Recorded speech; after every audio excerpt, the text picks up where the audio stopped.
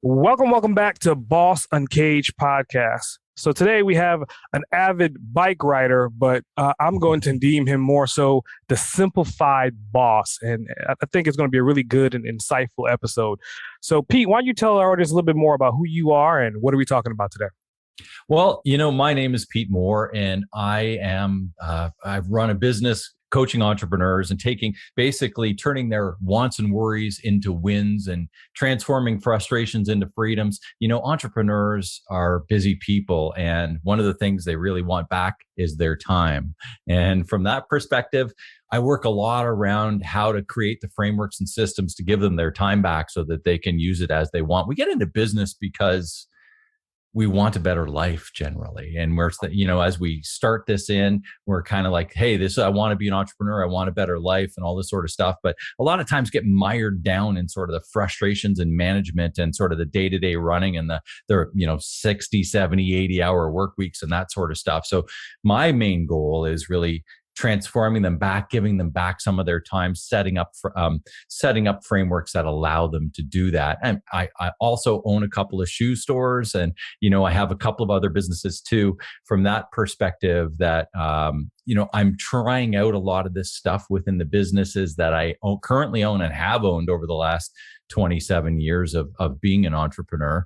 And it's really great now to be able to sort of take my frustrations that I've had over the years and my learnings over the years and be able to share them with others in the coaching that I do with Simplifying Entrepreneurship and my podcast too, Simplifying Entrepreneurship Podcast.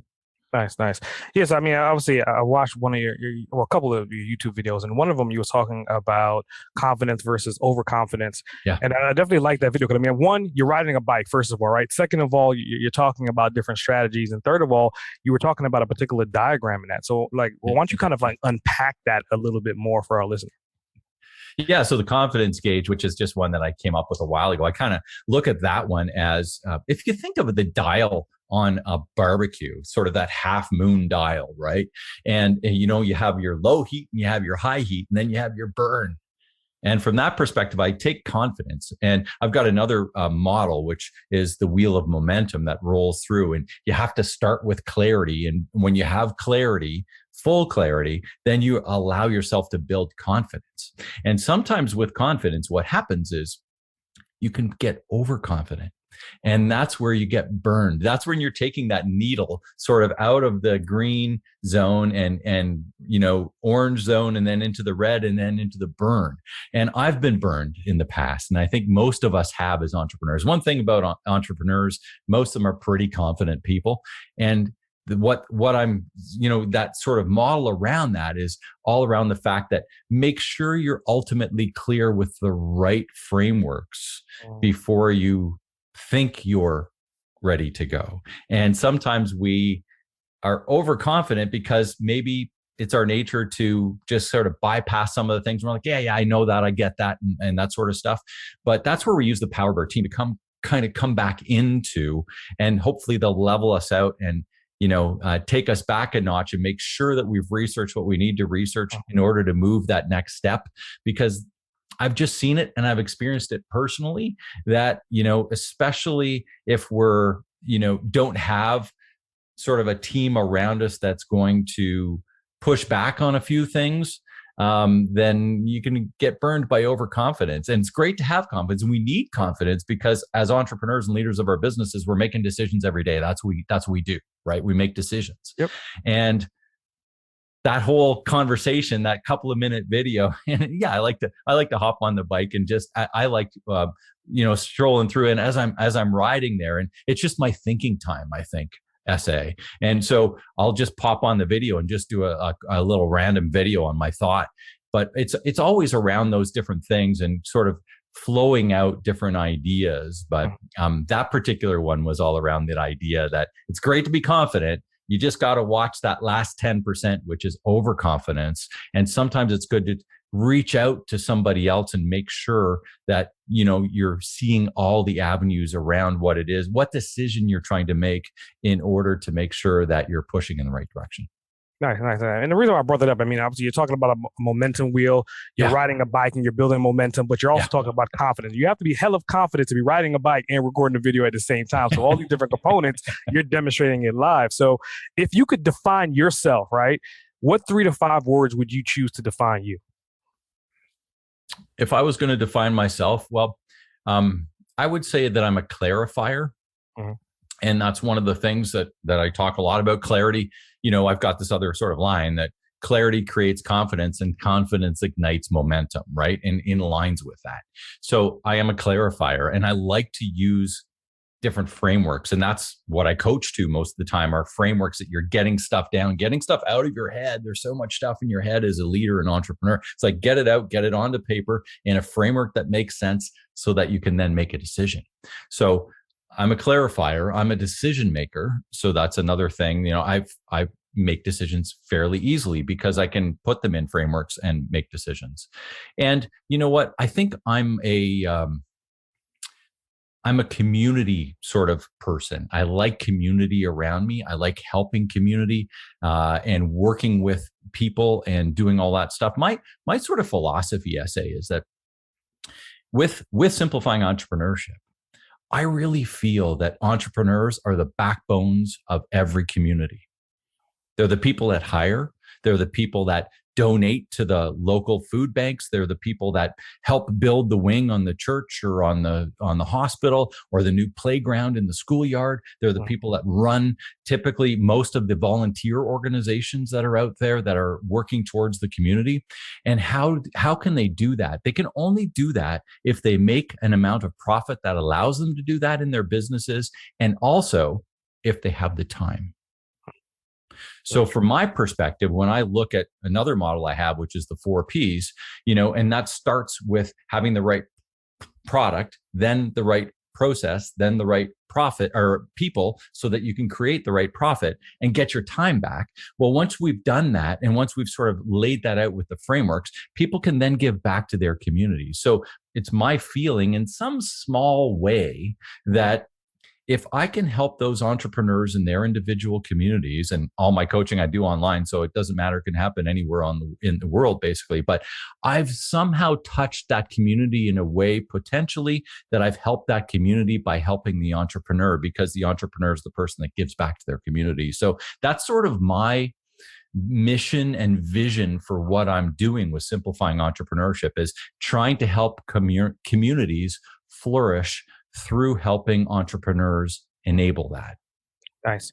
So if I could unpack that and reassemble that, right? So essentially what you're saying is that you are helping people understand like their capabilities through their mindset, but you're using different frameworks, much like building Legos, right? And I want people to visualize this. If you're stacking these different Legos and you're putting these different systems together, that's how you're going to get up to the top, right? So like now you're building up these Legos, right? And on the process of stacking up these different systems, what hurdles have you had to overcome? Because I mean, obviously you're building up Legos from time to time. The structure below may fall apart. It may tilt over. So what have you overcome in that journey?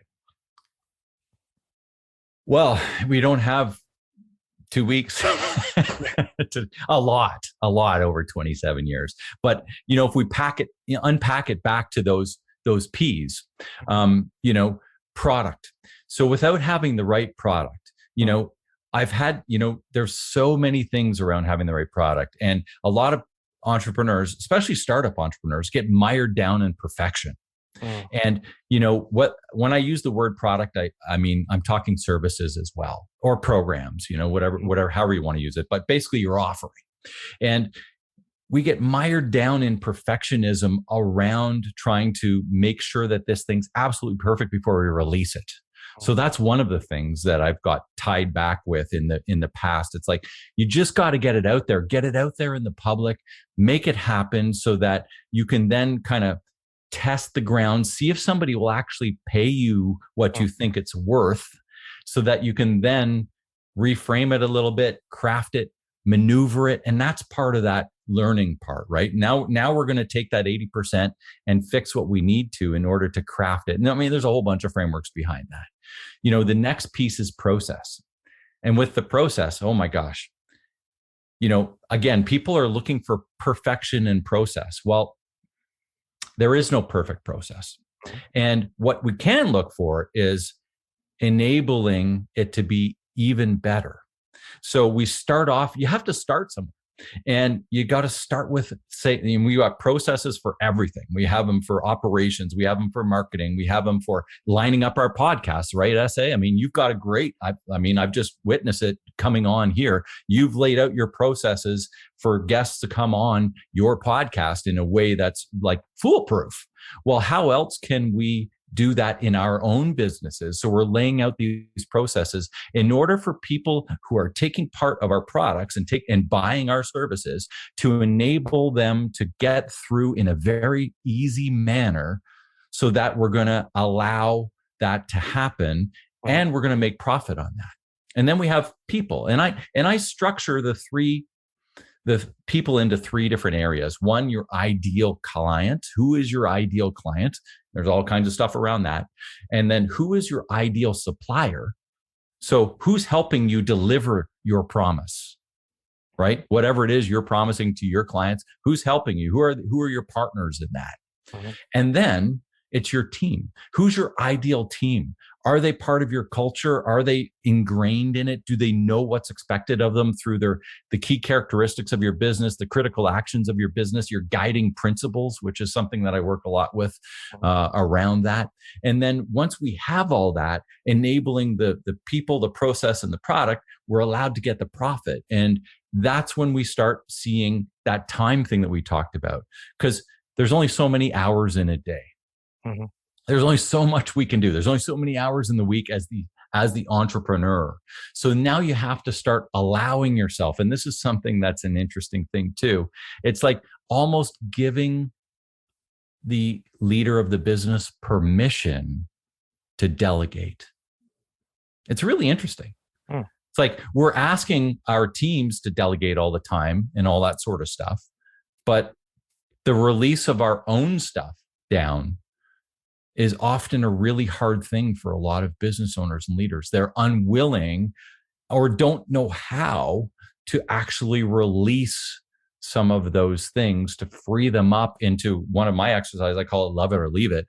But basically it's into the areas of the business that you love doing. Your area, some people will call it unique ability or genius zone, all of that sort of stuff. But basically really releasing yourself so that you can truly do what you're best at. And SA, I mean, I'm assuming not knowing the internal workings of your business, but you're best at doing what you're doing right now, having these chats and stuff like that. And you probably have other people around you that are doing a lot of those other things and making that happen so that you can spend your most productive time for your business having these chats and doing that sort of thing. And that's what, a lot of people just refuse to let go of some of those things. So a lot of it, that when we talked mindset a little while ago, is around the mindset of it's like, okay to delegate. So let's set up the frameworks that allow delegation. And often that's around dashboarding and different things like that too. Nice. So, I mean, what I'm taking from what you're saying, I mean, it sounds like you have some elements in there. Obviously, it's mindset. We talked about mindset. But in addition to that, you're talking about, are you familiar with the business model canvas? Yeah.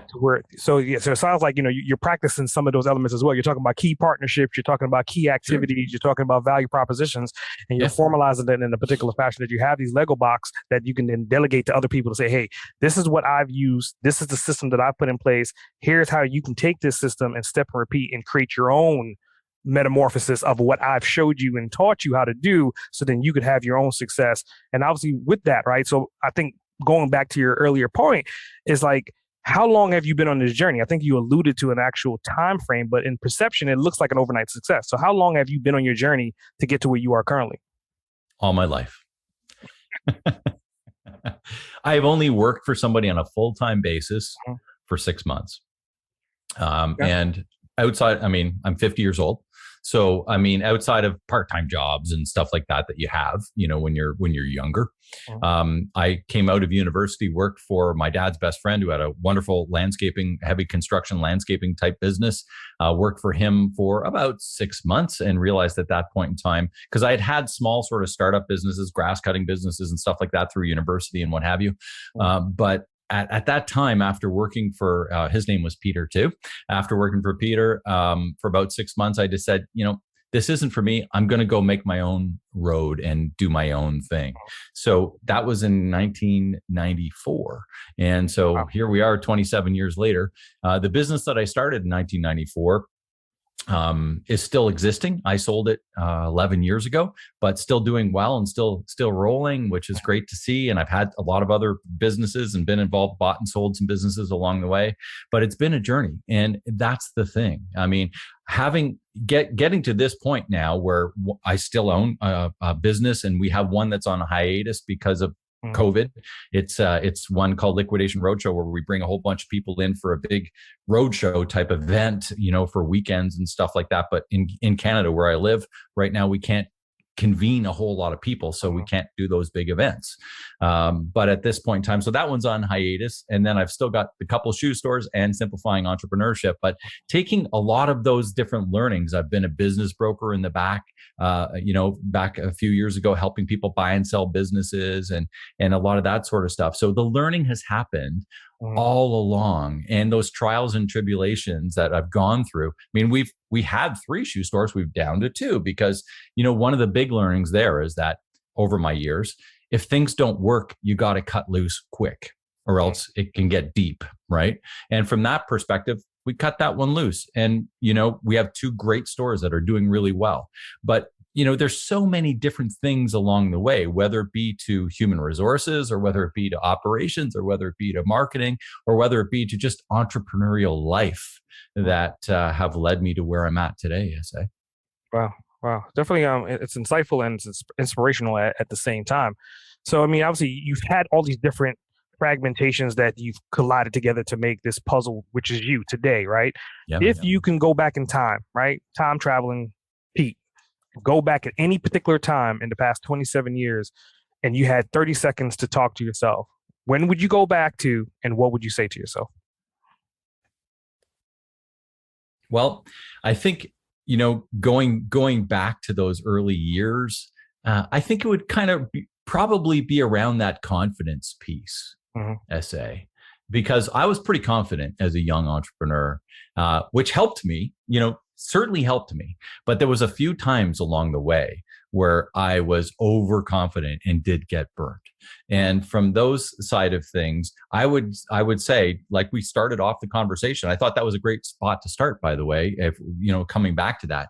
But having been burned a few times, or I mean, I've sold a business where I only got paid 80% of what I was owed because that particular guy didn't pay the last 20% and left the country and all this sort of thing. So you kind of learn these different things along the way, and you're looking back and you're like, I was confident that, hey, it's no problem. And if that doesn't work, I'll just take the business back over. Well, I had moved 5 hours away. I'm not going to take a business back over that I'm 5 hours away at that point in time. So many different things along the way that I was confident about, but and I had people talking to me in the background, and I might not have listened to them as well as I should have, because I've always had great mentors around. And sometimes you just kind of bypass some of the information that they're feeding you, and you're thinking, no, I know what I'm doing here. And it's like, maybe I should have listened a little better to a few of those ones along the way.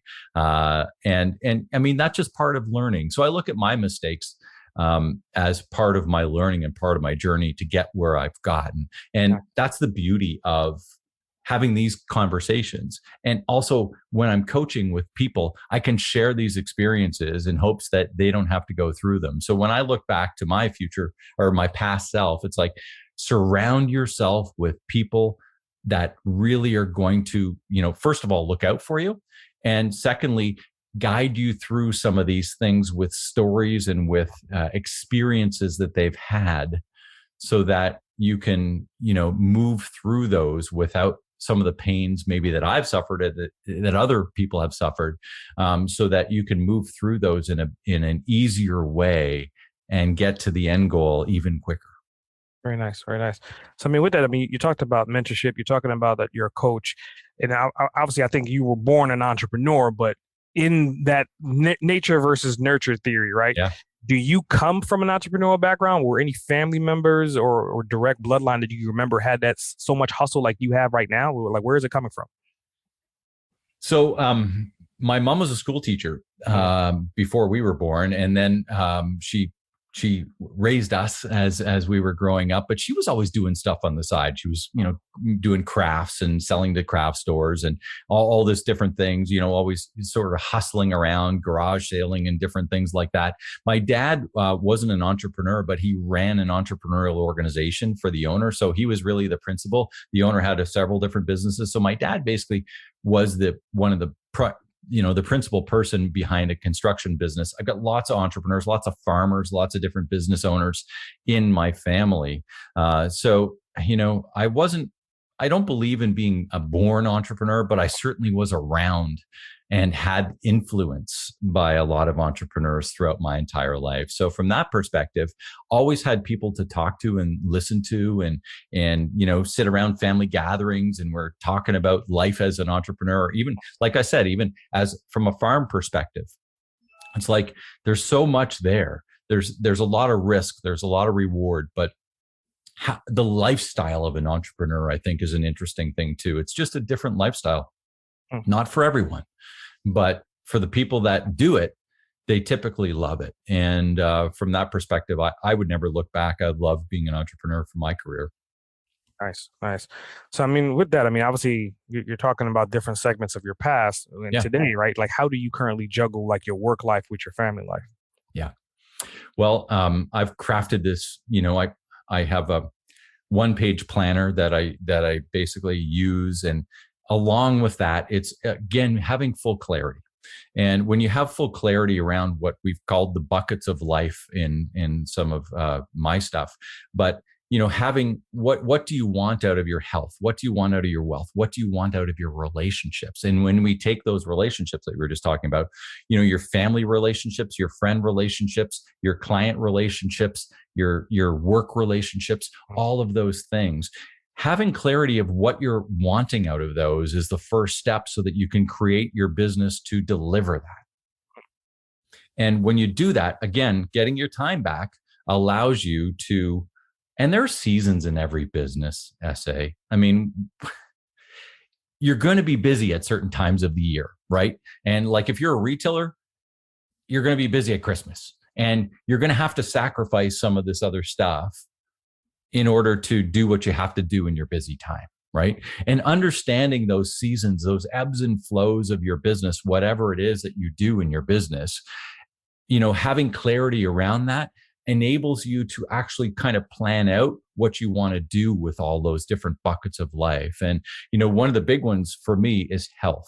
So my feeling, and I heard this from Joe Polish, but I think it's an old sort of proverb basically, but it basically goes something like this.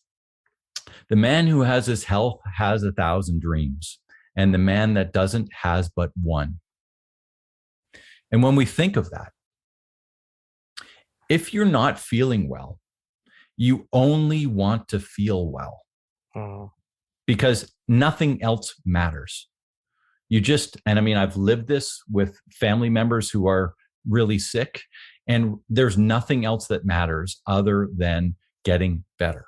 And so from that perspective, I'm not the picture of health. I'm not jacked up but I'm conscious of being healthy and staying healthy. I have a long-term aspect of what I want to do with my life. And from that perspective, my health is the most important. And then after that, everything sort of falls into play. So understanding that if I'm going to be super busy at one time, I still need to maintain my health, still need to maintain my relationships and all of those things. But without having that full clarity around you and your life as an entrepreneur and leader, it's really hard because things get missed, overlooked, all of that kind of stuff. So, most of the people that I work with, we kind of start with that. It's kind of like, okay, what do you want out of your life so that we can then create your business to enable that? And instead of having you working for your business, have your business work for you. Very nice. Very nice. So, with that, you're talking about clarity, you're talking about structure. I don't want to allude, but let me put my foot in my mouth now. I would think that you have some pretty structured morning routines. So what morning habits do you currently have? Yeah. So I get up typically around 5.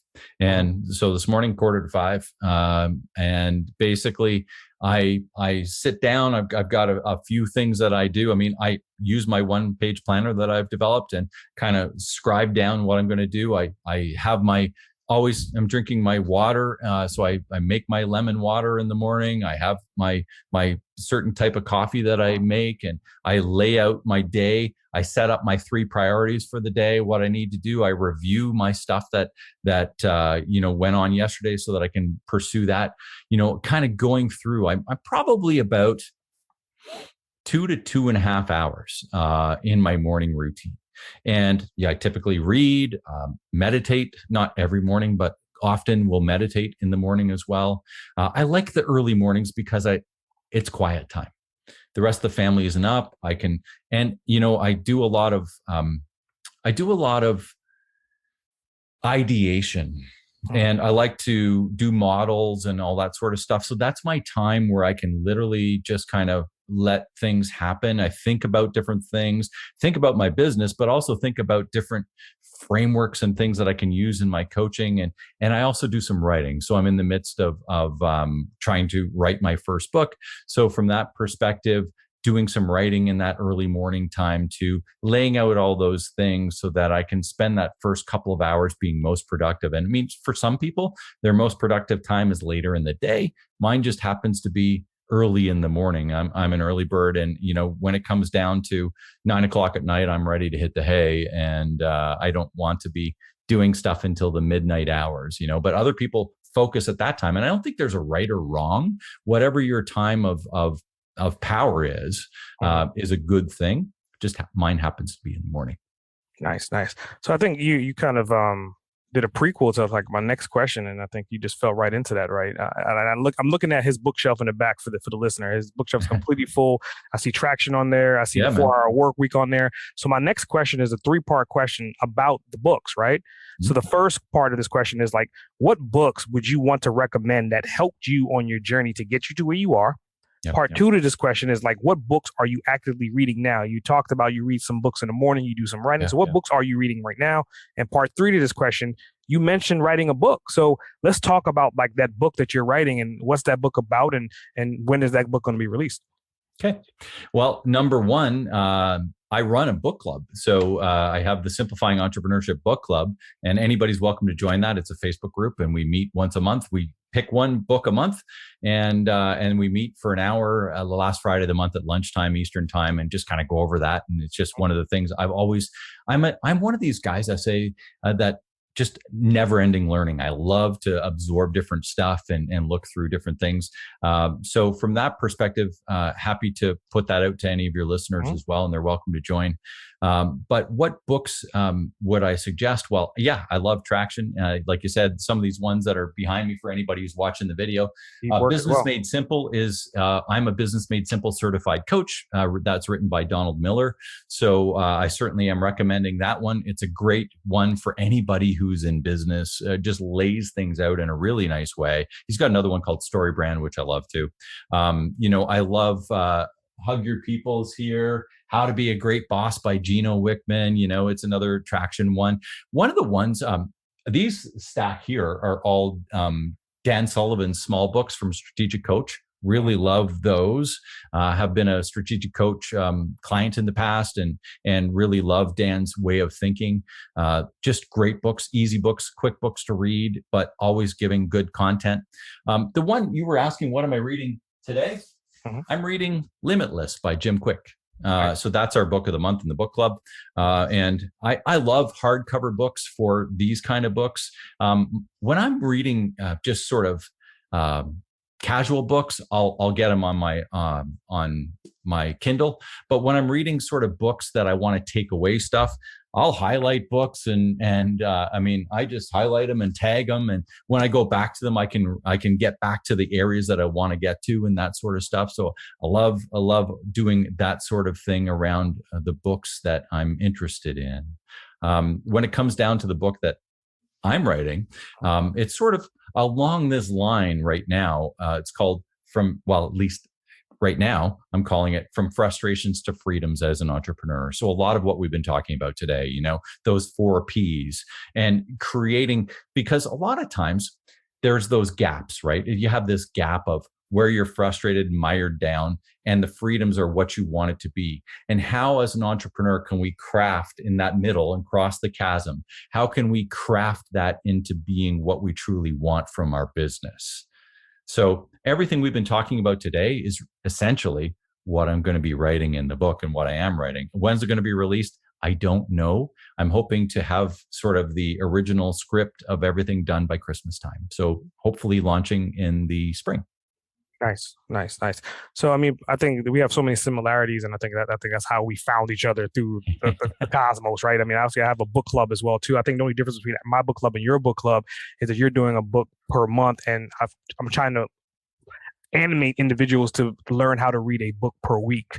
So we're doing like the 52 books in a year. So I mean, that's kind of the reason why I asked that question. Love that. But I love like the push and pull between both of our different book clubs. So with that, I definitely wanted to invite you, like once you get your book ready to release, I would love to kind of bring you into that book club and then talk about your book. I mean, obviously we can do like a secondary interview and tell people more about your book, more about your strategy, 3Ps as well.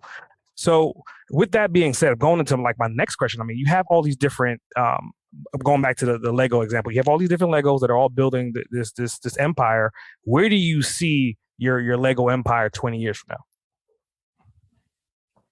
Well,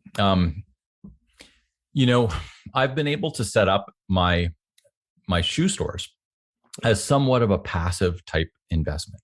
And am I called into work? I was called into work yesterday. We were short staffed and I had to go and work on the floor, So it's not like you can just walk away from small business. I'm not, suggesting that, but I really am not called upon very often. I've got the systems and stuff set up in place.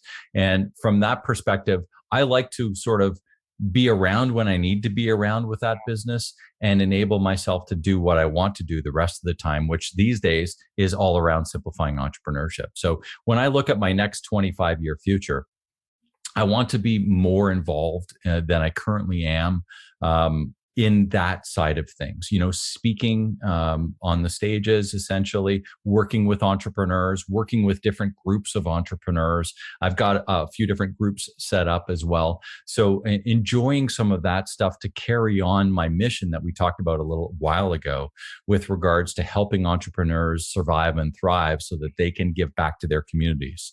And if that's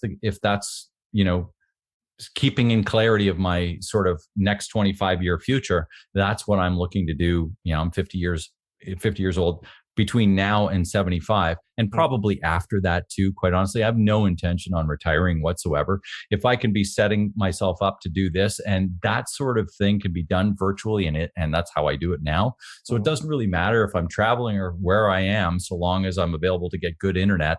I can be working through that stuff, having these awesome conversations, helping entrepreneurs succeed.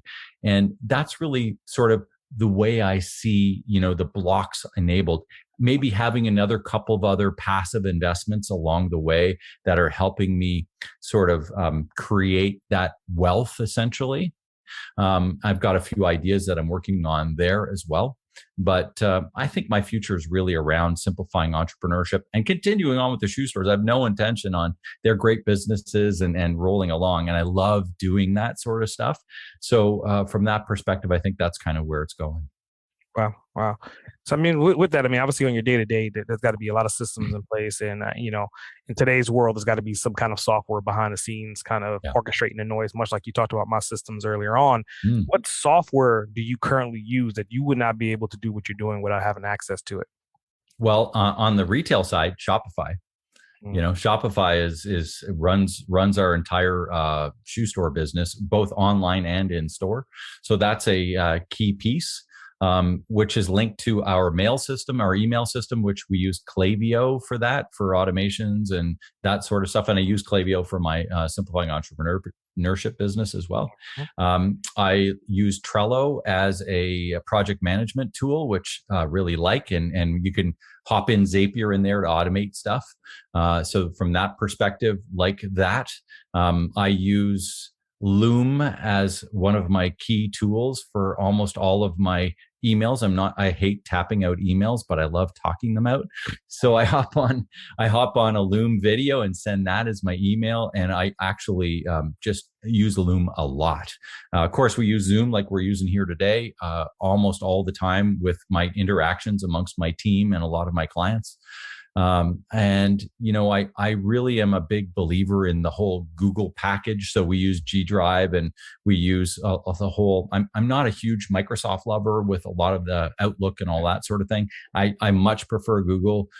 So we've got everything sort of running with that system, linking into our calendars, linking into our Gmails, linking into all of that stuff that's enabling our business to run sort of, well, I won't say effortlessly, but with less effort than if we were doing everything manually. So, I mean, lots of other tools, lots of other automations, love that talk, but those are sort of the primary sort of ones that I'm using these days.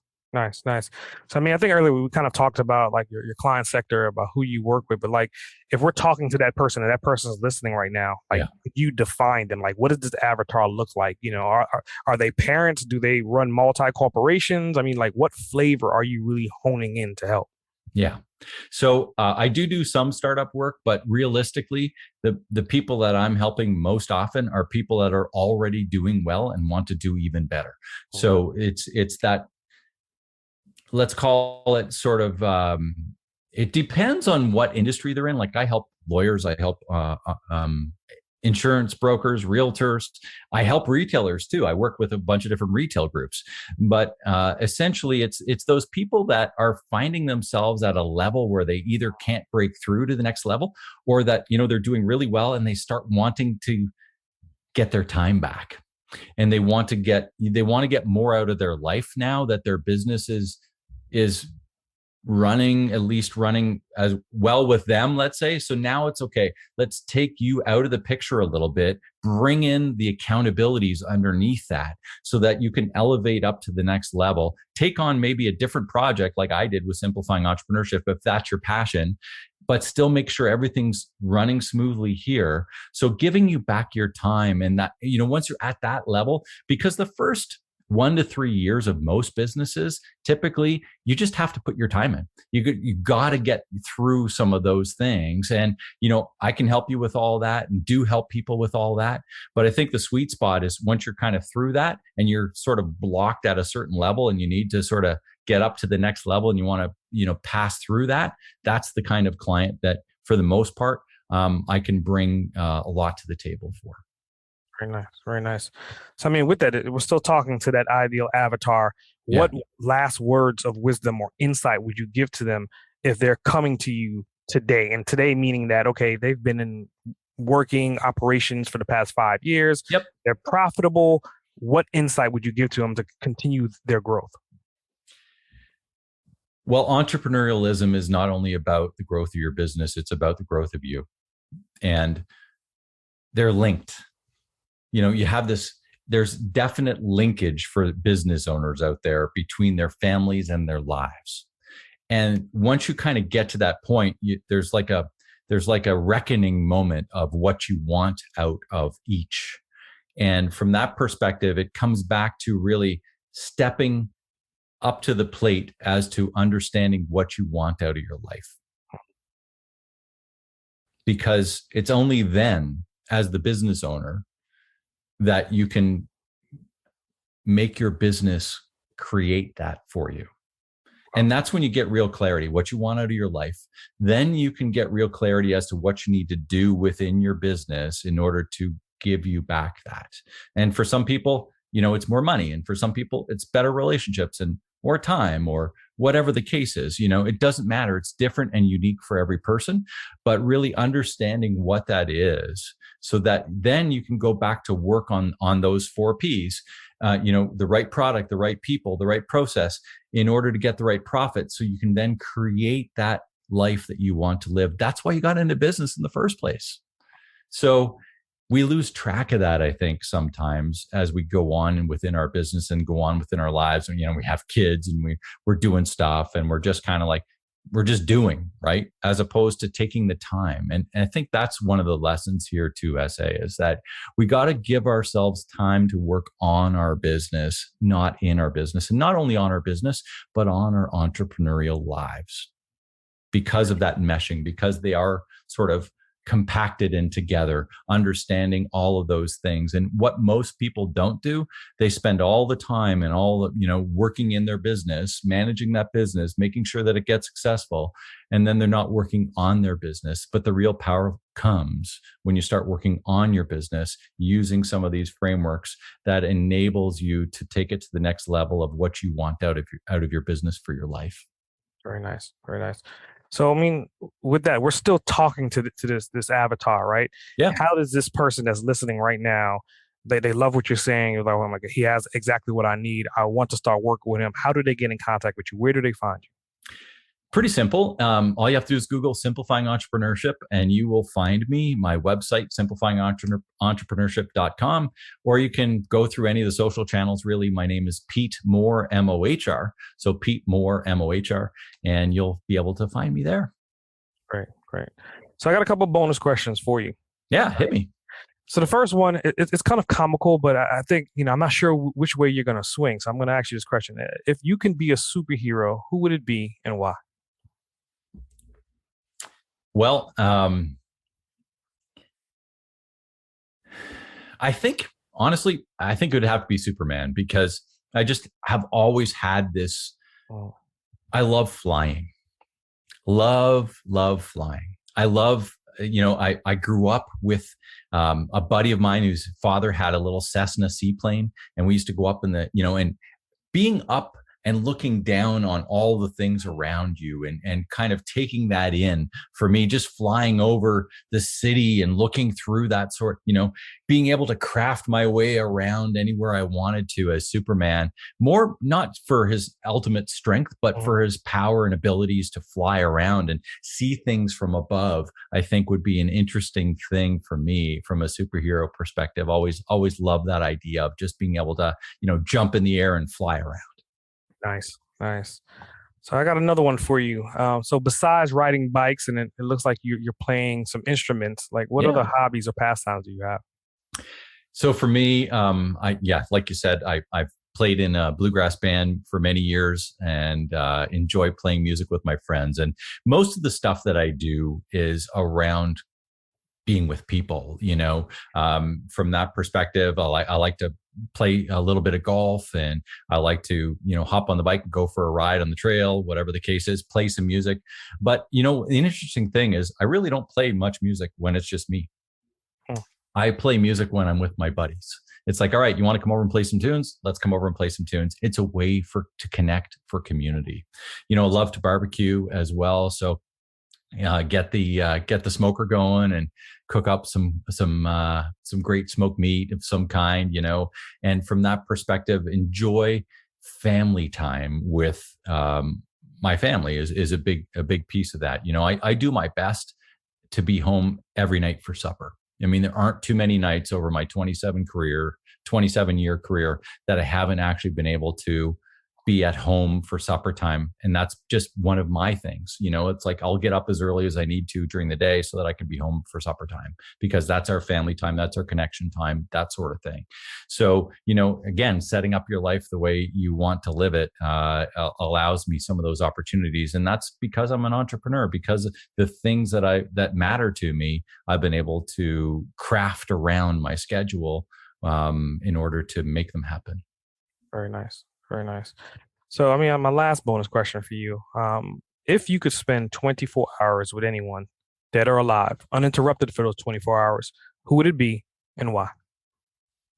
So for me, it would be going back to spend some time with my grandparents on the farm. And my grandfather that I'm thinking of right now, one of my grandfathers passed away when I was only 4. So I didn't really get to know him very much. And my other grandmother had passed away before I was born. But the set that I'm talking about right now had some wonderful, again, comes back to community, family, relationships. Those are the things that you remember. You don't remember the money. You don't remember different, those things. It's like, for me, those community, those relationship times are the most important times of my life. And I want to keep those rolling. So when I think back to that, sitting around, having a family meal, we in Canada here, we just got off Thanksgiving last weekend. I know yours is in November, but for us, ours is in October. And having that family meal back with my grandparents at the farm, we had bring out the turkey, all the fixings, all the stuff, all the other extended family around, playing a couple of games of cards after supper, having some laughs, telling some stories. I mean, good times. And would I love to relive that? And it was before we had video and all that stuff. This is 35 years ago, almost 40 years ago. And from that perspective, we just didn't have the ways to capture those moments that we do now. But boy, would I love to go back and relive them. Wow. Definitely interesting. It's insightful as well. So, going into closing, you're a fellow podcaster, and I like to give my show to whoever is currently interviewing and make them become the host of the Boss Uncaged podcast.